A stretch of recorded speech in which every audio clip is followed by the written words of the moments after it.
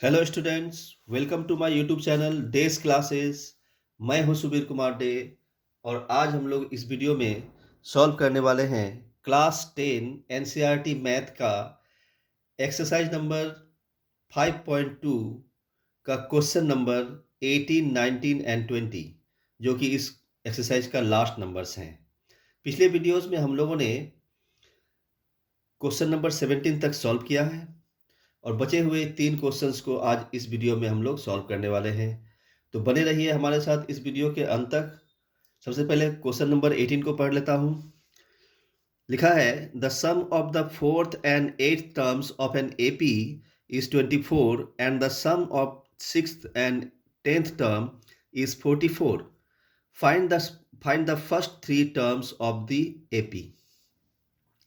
क्या है कि एक एपी सीरीज है, उसके फोर्थ टर्म और एट्थ टर्म को का जो सम है, दोनों को ऐड करने के बाद 24 आता है। और उसी एपी सीरीज का सिक्स्थ टर्म और 10th टर्म को ऐड करने के बाद 44 आता है।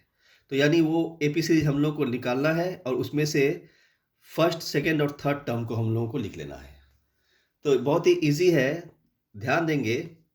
इसमें जो भी टर्म्स दिए हुए हैं उनका हम लोग एन फॉर्मूला लिख देंगे। जैसे 4 टर्म्स दिए हुए हैं, जिक्र किया गया है फोर्थ टर्म का, एट्थ टर्म का, सिक्स्थ टर्म का और 10th टर्म का।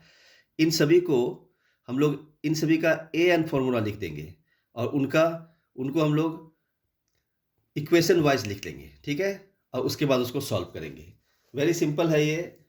चलिए शुरू करते हैं। लिखा है, सबसे पहले हम लोग ए एन लिखते हैं। A N equal to A plus n minus 1 D. Clear है। तो अब सबसे पहले जिस टर्म का जिक्र किया गया है वो है फोर्थ टर्म। तो a4 equal to a plus 4 minus 1 D equal to, further solve करेंगे इसको, तो a प्लस 4 माइनस 1 3 हो जाएगा d। तो आपने देखा होगा कि अगर हम a4 निकाल रहे हैं तो यहाँ पर 3d आता है, मतलब इससे 1 सब्ट्रैक्ट करके 3d लिख देंगे हम लोग। सब्ट्रैक्ट करके वो उतना नंबर प्लस d लिख देंगे, ठीक है। उसी तरह से अगर हम a5 लिखेंगे तो यहाँ पर a प्लस 4d हो जाएगा।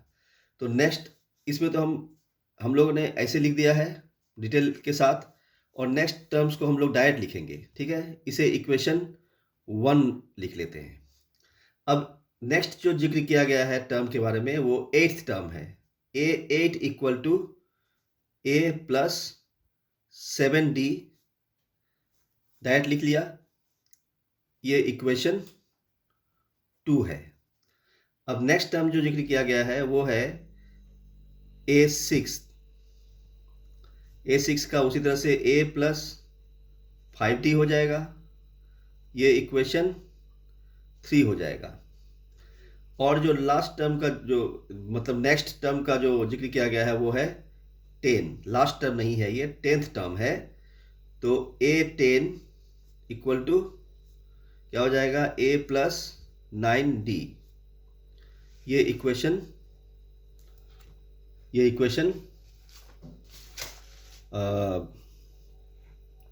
4 हो जाएगा। अब देखिए इसमें हम लोग क्या करेंगे।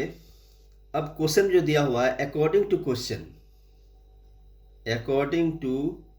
क्वेश्चन ATQ, क्वेश्चन में दिया हुआ है कि फोर्थ टर्म और एट्थ टर्म का जो सम है वो 24 है और सिक्स्थ टर्म और 10th टर्म का सम जो है 44 है। तो फोर्थ टर्म हमारा ये है, एट्थ टर्म हमारा ये है। तो इन दोनों का सम क्या है, यानी a प्लस 3d, ये फोर्थ टर्म है, प्लस एट्थ टर्म ये है a plus 7d equal to 24 दिया हुआ है, ठीक है। इसको अगर सॉल्व करते हैं हम लोग, a प्लस a 2a हो जाएगा, plus 3d plus 7d 10d हो जाएगा, इक्वल टू 24। क्लियर है। इसे भी हम लोग इक्वेशन 4 डाल देते हैं। उसी तरह से नेक्स्ट दिया हुआ है कि सिक्स्थ टर्म और 10th टर्म इन दोनों का सम 44 दिया हुआ है। तो सिक्स्थ टर्म क्या है हमारा, a plus 5d plus 10th term क्या है, a plus 9d equal to 44 दिया हुआ है। ठीक है, इसको भी सॉल्व करते हैं। a plus a 2a, 5d plus 9d 14d equal to 44। इसे इक्वेशन 6 लिख लेता हूं। ठीक है, अब देखिए इक्वेशन 5 और इक्वेशन 6 को सॉल्व करने पर हमें क्या मिलता है। इक्वेशन 4 है 2a plus 10d equal to 24। Equation 6 जो है वो भी 2a plus 14d equal to 44। Clear है। आप चाहे तो इसे ऊपर इसे नीचे भी लिख सकते हैं। तो इन दोनों को सॉल्व करने के बाद ये देखिए यहाँ पर माइनस हो जाएगा, यहाँ भी माइनस हो जाएगा, यहाँ पर माइनस हो जाएगा। जब 44 माइनस में आ गया, 44 से 24 को माइनस करेंगे, माइनस 44 से 24 को माइनस करेंगे तो -20 हो जाएगा। क्लियर है। क्योंकि बड़ा नंबर माइनस में है तो सब्ट्रैक्ट करने के बाद वो माइनस में आ जाएगा। अब यहाँ पर 2a और -2a ये कैंसिल हो जाएगा। यहाँ पर 10 माइनस 14 क्या हो जाएगा, -4d। क्लियर है। अब ये माइनस माइनस कैंसिल हो जाएगा, 4d इक्वल टू 20। अब d इक्वल टू 20 और ये 4 इस पार आ जाएगा तो डिवीजन फॉर्म में आ जाएगा, हो जाएगा 5, मीन्स 5 हो जाएगा। ये d हमारा क्या आ गया, 5। क्लियर है। इसे मैं इनक्लोज कर देता हूं। d हमारा क्या है, 5। अब d हमारे पास आ गया। अब हम लोग फर्दर सॉल्व क्या करेंगे, ये फिर इक्वेशन लिखेंगे। इक्वेशन नंबर ये 5 लिखेंगे। इक्वेशन 5 में क्या है, 2a plus 10d, 2a plus 10d equal to 24। Clear है। तो अब 2a as it is plus 10d, d का d हम लोगों ने निकाल लिया है, 5 है, 10 इंटू 5 इक्वल टू 24। अब 2a equal to 2a plus 10 5 जा 50 इक्वल टू 24। ठीक है। अब 2a as it is equal to 24 minus 50 हो जाएगा, तो क्या हो जाएगा, -26। 2a इक्वल टू -26 हो गया। अगर a लिखेंगे या 2 को उस पार ले जाएंगे तो -26 और ये डिवीजन फॉर्म में आ जाएगा। सॉल्व करने के बाद -13 आएगा इक्वल टू -13। a हमारा -13 है, a हमारा -13 है और d हमारा 5 है। अब हम लोग क्या करेंगे, a2 निकालेंगे। a2 मतलब सेकेंड टर्म, फर्स्ट टर्म तो a है -13 और सेकेंड टर्म क्या है, a2 क्या होता है, a प्लस d होता है। तो a क्या है, -13 प्लस d क्या है, 5 equal to -13 plus 5 equal to -8 होगा। ठीक है। उसी तरह से नेक्स्ट टर्म a3 हम लोग क्या करेंगे, a2 प्लस d करेंगे। a2 हमारा -8 आया है, -8 लिखेंगे, प्लस d हमारा 5 है, तो -8 प्लस 5 क्या होगा, -3। ठीक है। तो इस प्रकार हमारा टर्म, फर्स्ट टर्म क्या है a -13, सेकेंड टर्म क्या है a2 -8 एंड थर्ड टर्म क्या है a3 -3। यही हमें निकालना था, यही हमारा आंसर है। क्लियर है। सॉरी, इसमें हम लोगों ने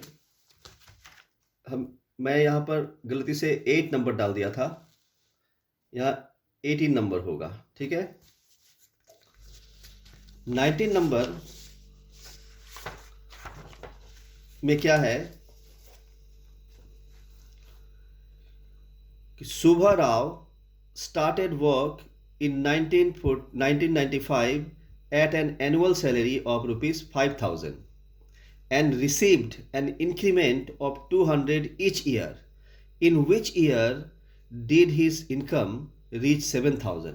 कहा गया है कि सुब्बा राव है कोई जिसका सैलरी एनुअल इनकम जो है, एनुअल सैलरी जो है वो 5,000 है। 1995 में उसका सैलरी 5,000 था और प्रत्येक साल जो है वो 200 उसमें बढ़ोतरी होता है, इंक्रीमेंट होता है।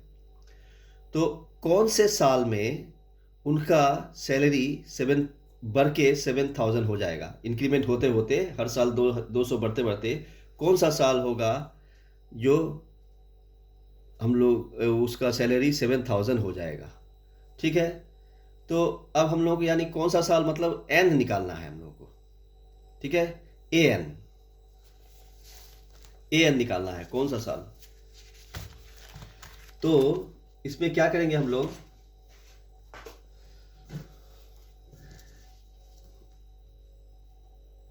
नाइनटीन नंबर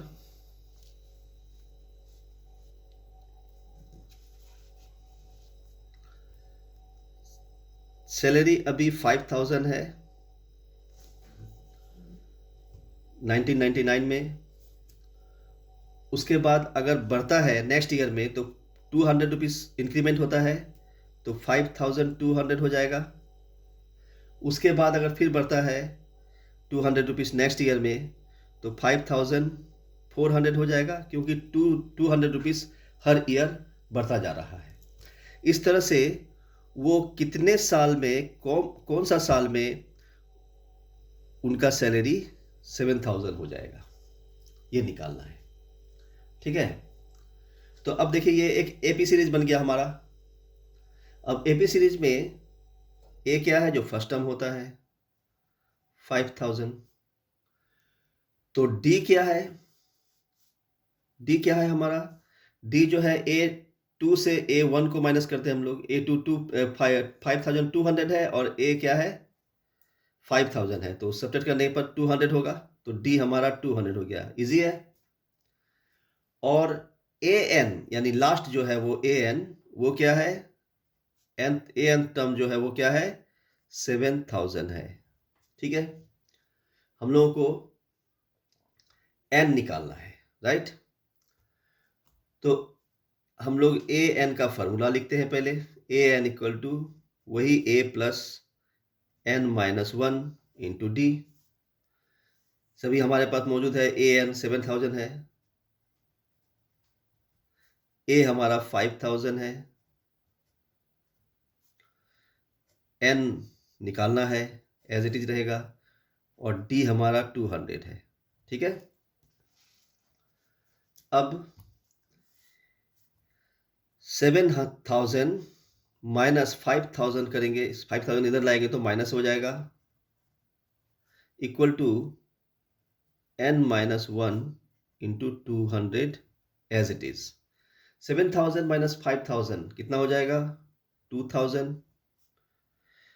अब n माइनस 1 इंटू 200 इसमें इस साइड में मल्टीप्लिकेशन फॉर्म में है, इस साइड लाएंगे तो डिवीजन फॉर्म में हो जाएगा। 2,000 डिवाइडेड बाई ये 200 हो जाएगा, equal to n minus 1। n minus 1 को अब ब्रैकेट में लिखने की जरूरत है नहीं।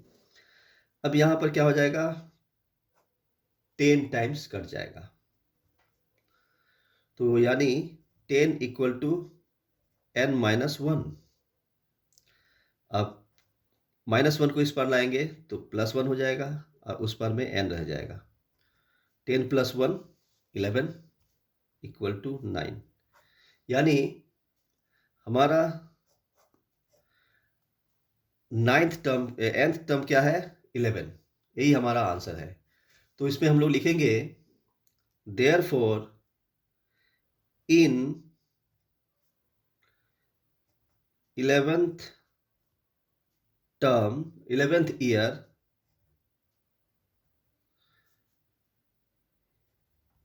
his salary is ₹7,000। यानी 11th ईयर जो है वो 1995 से 11th, वो उसके आगे का 1996, इस तरह से 11th जो ईयर होगा उसमें उनका सैलरी 7,000 होगा। यही हमारा आंसर है। क्लियर है? नेक्स्ट नंबर है 20 नंबर में है Ramkali saved ₹5 in the first week. Ramkali first week में ₹5 सेव करती है, ठीक है, of a year, and then increased हर वीकली सेविंग बाय ₹1.75। और हर सप्ताह, हर वीक जो है वो ₹1.75 बढ़ाता है बढ़ाती है।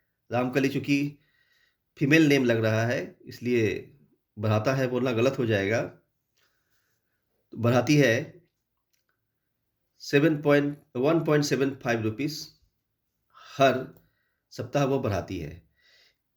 If in the nth week her weekly saving income become ₹20.75, find n।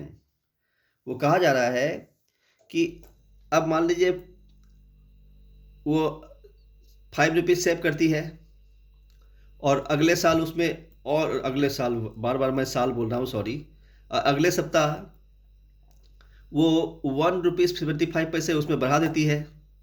तो यानी 5 में ₹1.75 ऐड हो जाएगा नेक्स्ट वीक में, उतना सेव करती है। उसके बाद फिर उसमें इतना ऐड करेंगे तो वो सेव करती है। इस तरह से करते करते वो ₹20.75 पहुंच जाती है। वो कौन सा नंबर ऑफ ईयर, सप्ताह में, कितने सप्ताह में होगा, वही n हम लोगों को निकालना है। ठीक है, तो बहुत सिंपल है। हम लोग शुरू करते हैं इसी में, पेज में 20 नंबर। फर्स्ट वीक सेविंग क्या होगा? First week saving equal to ₹5। Increment क्या है? इंक्रीमेंट क्या है? ₹1.75। तो ए हमारा क्या है? फर्स्ट टर्म जो है वो ए है। ए हमारा क्या है? 5। और डी क्या है? हर बार बढ़ता है 1.75, तो वो डी हो गया।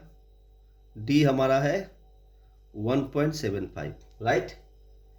और ए एन जो वर्ग के लास्ट में हम लोगों को पूछा जा रहा है कि ₹20 जब हो जाएगा, ₹20.75, वो हमारा ए एन हो जाएगा last term. A N equal to 20.75। तो ये इससे हम लोग एपी सीरीज निकाल सकते हैं, ए एन लिख सकते हैं हम लोग।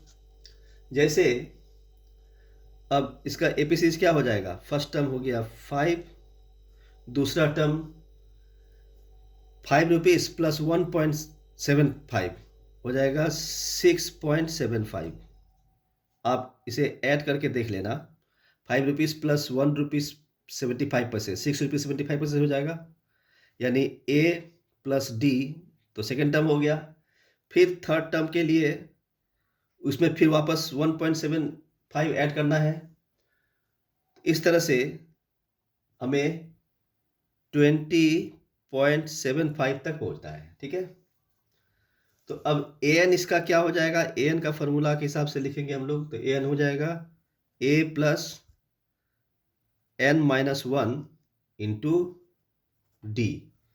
अब हमारे पास जो है उसको लिखेंगे। ए एन तो दिया हुआ है 20.75, इक्वल टू ए हमारा 5 है प्लस n माइनस 1, n तो निकालना ही हम लोगों को, n minus 1 as it is into d हमारा 1.75 है, राइट। अब 20 प्लस 7 5 को इस पार करते हैं तो क्या हो जाएगा, -5 हो जाएगा, इक्वल टू के बाद इस पार रह जाएगा n माइनस 1 इंटू 1.75। अब सॉल्व करने के बाद 20.75 माइनस 5 इक्वल टू 15.75 होगा, equal to n minus 1 into 1.75। Clear है। अब मैं इसे इधर बनाता हूं। अब देखिए ये इधर इंटू में है 1.75, इसको इस पार लाएंगे तो डिवीजन में हो जाएगा, तो 15.75 बाय ये 1.75 हो जाएगा, इक्वल टू उस पार रह जाएगा n माइनस 1। अब इसे ब्रैकेट में लिखने की जरूरत नहीं है, ठीक है। अब इसको सॉल्व करने के बाद आएगा 9, जब आप डिवाइड करेंगे इसको तो 9 आएगा, तो 9 इक्वल टू n माइनस 1। अब -1 को इस पार लाते हैं तो +1 हो जाएगा, equal to n, means 9 + 1 10 n। ये हमारा आंसर है। यानी 10th टर्म में उसका जो इनकम है, उसका जो सेविंग है, सेविंग वो 20 रुपीज़ 75 पैसा हो जाएगा। यही हमारा आंसर था। इस वीडियो में इतना ही। मिलते हैं नेक्स्ट वीडियो में नेक्स्ट एक्सरसाइज के साथ। तब तक के लिए बाय बाय।